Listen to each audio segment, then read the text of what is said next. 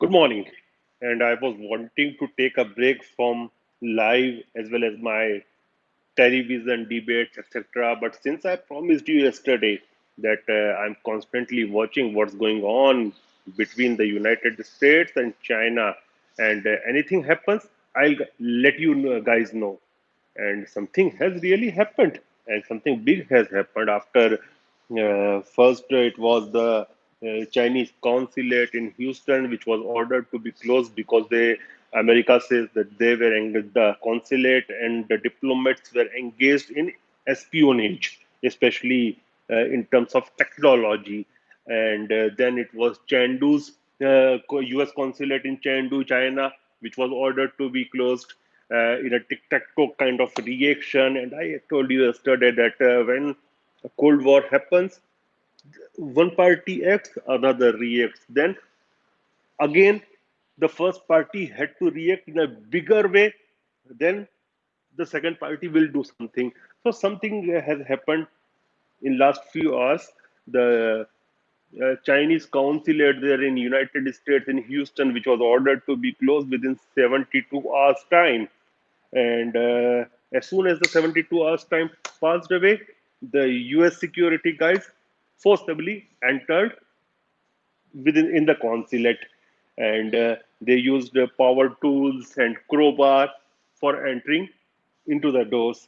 So, and there are also claims that the Chinese officials, the Chinese diplomats, were burning lots of papers there in the Houston consulate. Usually, any consulate have lot of papers, and if they have to discard it, usually they go for paper for the machines for discarding the paper. But why they were burning? It raises many questions. If they were burning, if they were really burning, was there some espionage work going on? Were they stealing technology? Were they collecting informations regarding United States, regarding the internal security of United States? All those questions will come into arena if those things are right. If those news coming that they were burning the papers, if that is correct, then it will definitely raise a number of questions. Now, China has said that it will, since it was a consulate and diplomats who are offered immunity on diplomatic passports. So this is a clear-cut violation of Geneva Convention, and China will go to United Nations, and all those things will go on. These all bureaucratic type of work will go on, and all those rhetorics will go on. But now, what will be interesting? It will be interesting to see how China is going to react in the tic-tac-toe manner thing. Now you can think that will China close one more U.S. consulate on its land? There are five consulate. One they have ordered to be closed in Chandao. The best they can do, the max they can do, is the closing order for Hong Kong U.S. consulate in Hong Kong, and they on that issue they can say. I'm not saying that this is going to happen, but they will say that if they do something as disastrous as closing American consulate in Hong Kong, then they will say that this consulate was instigating people to uh, come on streets against China, and it was using the protesters as a tool against China. Those all things they will definitely call if they are going to take a drastic measure like shutting up of U.S. consulate in Hong Kong. But I don't think they will do that because friend or foe, countries behave in a pattern when they are fighting with a bigger power or with a power which is equivalent to their power.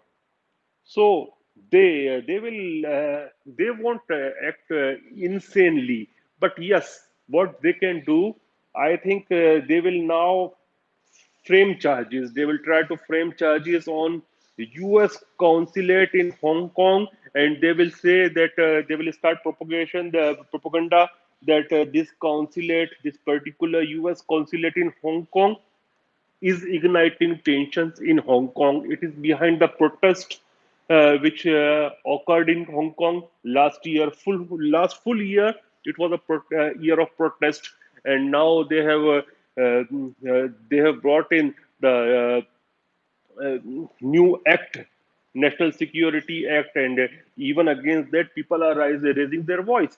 So they will try to put allegations on U.S. consulate in Hong Kong that United States consulate in Hong Kong is behind all these protests. This is what I'm thinking. Now let's see how they are going to react.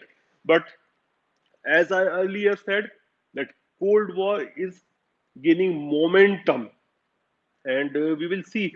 Even it will be very interesting to watch this year's meeting of UN General Assembly, because both the sides, that is United States as well as China, will try to gather as many as numbers possible behind them. China will definitely try to gain the members of poor African countries. Finally, in United Nations, one country, one vote is the system.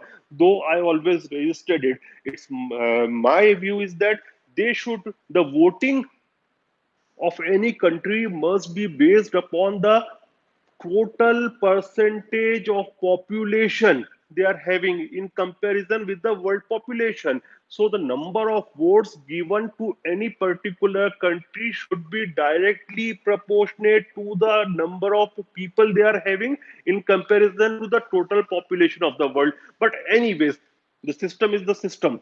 What currently is going on is one country, one vote. So definitely China will try to bring as many as African countries or Central Asian countries behind it, and America will also try to bring as many as countries behind it. Definitely the Western European countries, maximum countries of the European Union, even India, in many cases, case by case basis. India won't go blindly behind anybody. Case by case basis, India will be supporting United States. Plus Middle East countries, most of them will be behind United States. So it will be interesting to watch all this. This time, General as the UN General Assembly meeting will be a full-blown drama. It will be very interesting to watch. So let's see how it happens and how it goes. So I am your friend. I'm keeping an eye on all these events, and I will let you know. And I think it's time for Prime Minister's Man Ki Baat. So it's time for me to say goodbye to you, and I will watch Man Ki Baat. Have a great day. Bye bye.